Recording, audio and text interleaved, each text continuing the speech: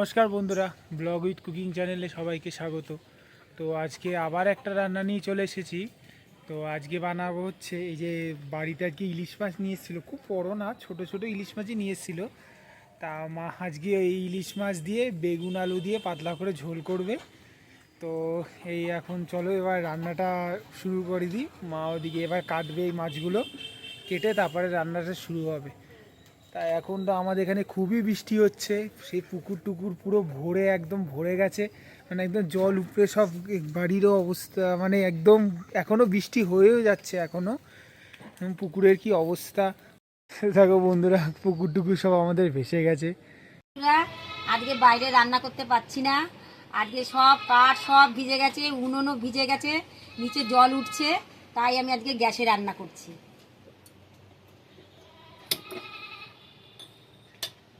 এখন কড়াইটা গরম হয়ে গেছে, আমি তেলটা দিয়ে দেবো। এবারে কালো জিরেটা দিয়ে দেবো।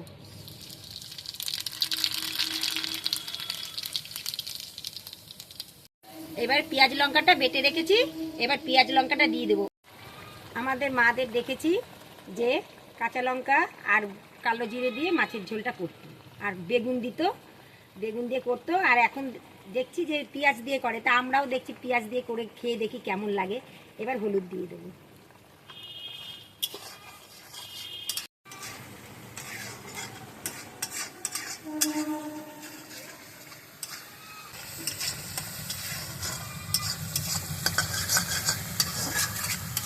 নুনটা দিয়ে দেবো।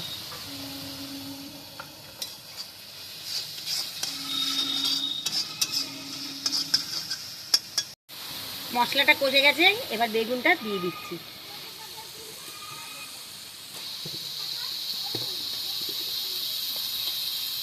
আমি কিন্তু বেগুনটা ভাজিনি, এমনি কেটে রাখা বেগুনগুলোই দিয়ে দিয়েছি।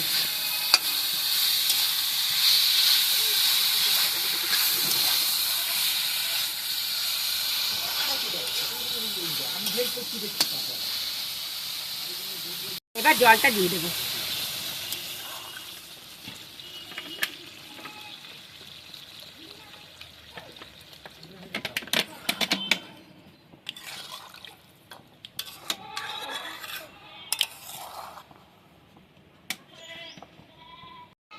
এবার ঢাকনাটা দিয়ে ঢাকা দিয়ে দেবো। এবার বেগুনগুলো আস্তে আস্তে সিদ্ধ হতে থাকুক। দেখি বেগুনটা একটু সিদ্ধ হয়ে গেছে নাকি। হ্যাঁ, এই হালকা হালকা সিদ্ধ হয়েছে। এবারে কাঁচা মাছটা দিয়ে দেবো এর মধ্যে। ছোট মাছ তো এখান থেকে কিনে নিয়েছি, বাড়িতে এসেছিল, বাড়ির থেকে কিনেছি।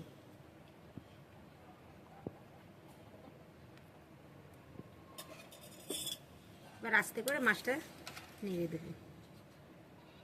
এবার আস্তে আস্তে হতে থাকুক। কাঁচা লঙ্কা কটা দিয়ে দেবো এর মধ্যে। এবার ঢাকনা দিয়ে দেবো। এবার ঢাকনাটা তুলে নিচ্ছি। মাছের ঝোলটা হয়ে গেছে, এবার নামিয়ে নেব। বেগুনটাও ভালোভাবে সিদ্ধও হয়ে গেছে।